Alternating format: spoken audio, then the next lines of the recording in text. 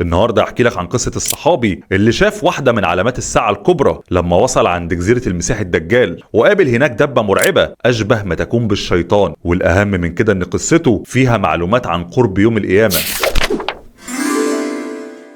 قصتنا بتبدأ مع السيدة فاطمة بنت قيس، واللي كانت واحدة من الصحابيات رضي الله عنهم، وبتحكي ان هي في يوم من الايام الرسول عليه الصلاة والسلام جمعهم وسألهم: اتدرون لما جمعتكم اليوم؟ قالوا له: الله ورسوله اعلم، احنا ما نعرفش انت جمعتنا ليه. وهنا بقى الرسول عليه الصلاة والسلام هو اللي بيحكي الرواية، قال لهم ان في رجل نصراني اسمه تميم. القصة اللي هو حكاها دي بتوافق تماما الكلام اللي الرسول عليه الصلاة والسلام كان بيحكيه للصحابة قبلها عن حديثه عن المسيح الدجال وخروجه في اخر الزمان. تميم هو واحد من الصحابي اللي كان قبلها بيعيش ناحية فلسطين مع قبيلته، وكان وقتها ديانته نصراني، وكان كمان من الناس المتعلمين في النصرانيه، ولكنه ما كانش يعني راهب، ولكنه كان راجل بيحب يسافر ويعمل مغامرات. وكان في الوقت ده السفر مش زي دلوقتي اللي هو ساعتين بتركب الطياره وتوصل لمكانك. وقتها السفر في البحر كان ممكن ياخد منك شهور وفي بعض الاحيان سنوات. وفي واحده من رحلاته اللي خرج فيها مع 30 رجل من قبيله لخم وجذام، قابلتهم في البحر عاصفه كبيره جدا. الامواج بتاعتها كانت عاليه لدرجه انه كان كل ما يجي موج كانوا بيفكروا ان دي نهايتهم. فضلوا على الحال ده في البحر بيصارعوا الامواج ومعتقدين ان خلاص نهايتهم قربت لمده شهر كامل، لحد ما في النهايه ربنا سبحانه وتعالى بينجيهم والعاصفه بتزول وبتوصل المركب بتاعتهم ناحيه جزيره. الجزيره لما نزلوا عليها كانت الاشجار بتاعتها عاليه جدا وما كانش في اي شكل من مظاهر الحضاره موجود، وده معناه ان الجزيره ما فيش حد ساكنها. من اول ما دخلوا الجزيره كان تميم واصحابه قلبهم مقبوض وحاسين بنوع من الاكتئاب من الجو العام بتاع الجزيره. لما فضلوا ماشيين فيها شويه قابلوا في سكتهم كائن مرعب، على حسب الوصف ان هم وصفوه ان هو كان كائن كثيف الشعر ضخم عنده مخالب، ومن كتر كثافه الشعر عليه لا يدري قبله من دبره، يعني ما تعرفش وشه من ظهره من كتر ما الشعر مغطيها. فلما بداوا يتكلموا معاها قالوا لها: ويلك ما انت مين؟ فهي قالت لهم: انا الجساسه. قالوا لها: وما الجساسه؟ فساعتها الدابه ما ردتش عليهم، ولكنها قالت لهم: اعمدوا الى هذا الدير، يعني البيت او المكان اللي هناك ده، وقالت لهم ان انتوا هتلاقوا هناك رجل، والرجل ده الى خبركم بالاشواق، الراجل ده مستنيكوا بص على احر من الجمر. فهم في وقتها طبعا اترعبوا منها وفكروا ان هي شيطان من كتر شكلها الغريب اللي ما شافوش قبل كده. ولما هي قالت لهم ان في راجل قالوا: الحمد لله، في بشر، في بني ادم زينا موجود هنا، فاحنا هنروح بسرعه ونجري ونتكلم معاه. لما دخلوا المكان ده شافوا شيء غريب على حد وصفهم، ان هم لقوا رجل عظيم الخلقه او عظيم الجسد ضخم، وكان اشدهم وثاقا، يعني كان متربط من كل حته لدرجه ان هو كان متربط بسلاسل من ايديه لرقبته ومن ركبته لحد كعوب رجليه. والاهم من كده ان هو كان اعور. ففي وقتها تميم واللي معاه سالوه: ويلك ما انت مين؟ فهو بيرد عليهم وبيقول لهم: قد قدرتم على خبري فاخبروني من انتم. هو بقى اللي بيسالهم دلوقتي: انتوا مين؟ فحكوا له القصه بتاعتهم ان احنا 30 رجل من قبيله لخم وجذام خرجنا من فلسطين بالسفينه بتاعتنا للتجاره، وقابلنا البحر وضربتنا عاصفه. العاصفه جابتنا وودتنا لحد ما لقينا نفسنا في مكان احنا مش عارفين هو فين، ونزلنا على الجزيره دي وقابلنا بعدها كائن مرعب كثيف الشعر. ولما قالت لنا ان في راجل موجود في الدير ده سبناها خفنا منها الا تكون شيطان وجرينا جينا هنا عشان نقابلك. بدا الراجل الغريب ده بعدها يسالهم مجموعه اسئله عايزك تركز فيهم. اول سؤال ساله لهم قال لهم: اخبروني عن نخل بيسان، ايثمر؟ يعني لسه بيطلع زرع وبيطلع نباتات او بيطرح بلح بمعنى اصح؟ قالوا له: نخل بيسان كثير الثمار. وده كان اول سؤال. تاني سؤال سالهم عن بحيره الطباريه، افيها ماء؟ قالوا له: انها وفيره الماء. قال لهم: اما يوشك ان يجف. وتالت سؤال سالهم عن عين زغر، ودي زي واحه او عين ميه، وسالهم برضو لو فيها ميه. قالوا له: ويزرع بها اهلها. ورابع سؤال: هل نبي الاميين ظهر؟ وهنا القصد على سيدنا محمد عليه الصلاه والسلام، وده لان في الزمن ده كان اغلبيه شبه الجزيره العربيه ناس غير متعلمين للقراءه والكتابه. فسالهم: طب هو لما ظهر اللي موجودين هناك عملوا معاه ايه من العرب؟ قالوا له: اطاعوه واتبعوه. فقال لهم: فان ذلك خير لهم، يعني الاحسن ان هم يطيعوه ويتبعوه. فخلاص كان خلص اسئلته. فهنا تميم واصحابه سالوه: انت بقى مين؟ عمال تسال من الصبح وما قلتلناش انت مين. رد عليهم وقال لهم: انا المسيح ويوشك ان يؤذن لي بالخروج، يعني خلاص قرب يخرج. وقال لهم: هخرج فلا اترك قريه الا هبطتها في 40 يوما غير مكه وطيبه. وده لان الاثنين لما هيجي يدخل واحده منهم هيلاقي ملاك واقف بيحرسها وفي ايده السيف، فالمدينتين دول بالذات متحرمين عليه دخولهم. تميم واللي معاه بعدها مشوا من الجزيره ركبوا السفن، ولما وصل عند الرسول صلى الله عليه وسلم اسلم وحكى له اللي حصل معاه في الوقت اللي الرسول صلى الله عليه وسلم كان بيخطب فيه في الناس وبيحكي لهم القصه بقى بتاعته. قام وعمل كده بايده وقال لهم: هذه طيبه، لان في الروايه بتاعته قال له مكه وطيبه، وفي الوقت ده كانت لسه المدينه ما اتسمتش بطيبه، وهنا الرسول صلى الله عليه وسلم اشار ان المدينه هي طيبه. وبكده يبقى الحديث بتاع تميم بيوافق الكلام اللي الرسول صلى الله عليه وسلم قاله قبل كده من غير ما هو كان يقابله او يحكي له. ودي واحده من الادله اللي ربنا سبحانه وتعالى بيأكد لنا بيها على نبوه الرسول صلى الله عليه وسلم، وبيأكد لنا على ان فتنه المسيح الدجال حق. ولكن الاهم من كده هو ايه الاربع اسئله اللي سالهم المسيح الدجال، او كان ايه الغرض منهم؟ هل هم علامات على حاجه معينه؟ والكائن اللي هم قابلوه اللي اسمه الجساسه، هل هو فعلا الدابه اللي هتنزل تكلم الناس يوم القيامه؟ وهل الجزيره بتاعت الدجال موجوده حتى يومنا هذا محبوس فيها اللي الرسول عليه الصلاه والسلام حكى عليه في الروايه؟ ده اللي انا هقوله لك في الحلقه الجايه من قصه تميم. تنساش تعمل لايك ومتابعه. رمضان كريم عليكم، معكم محمود زايد، سلام.